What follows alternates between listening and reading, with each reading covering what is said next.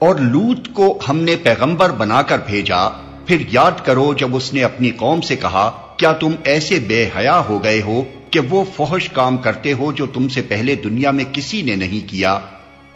تم عورتوں کو چھوڑ کر مردوں سے اپنی خواہش پوری کرتے ہو۔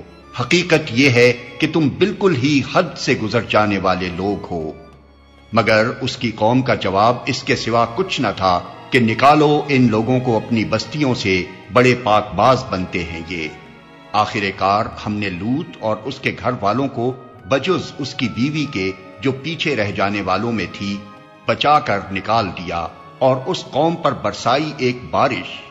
پھر دیکھو کہ ان مجرموں کا کیا انجام ہوا۔ اور جب ہمارے فرشتے لوط کے پاس پہنچے تو ان کی آمد سے وہ بہت گھبرایا اور دل تنگ ہوا، اور کہنے لگا کہ آج بڑی مصیبت کا دن ہے۔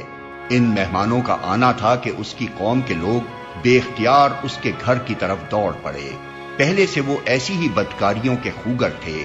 لوط نے ان سے کہا، بھائیو، یہ میری بیٹیاں موجود ہیں، یہ تمہارے لیے پاکیزہ تر ہیں۔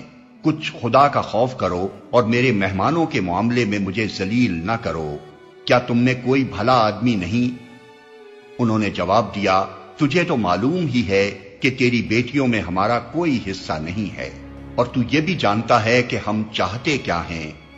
لوط نے کہا، کاش میرے پاس اتنی طاقت ہوتی کہ تمہیں سیدھا کر دیتا، یا کوئی مضبوط سہارا ہی ہوتا کہ اس کی پناہ لیتا۔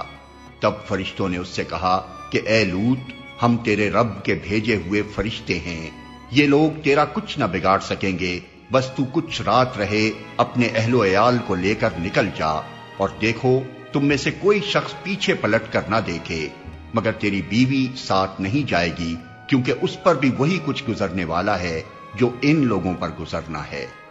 ان کی تباہی کے لیے صبح کا وقت مقرر ہے، صبح ہوتے اب دیر ہی کتنی ہے۔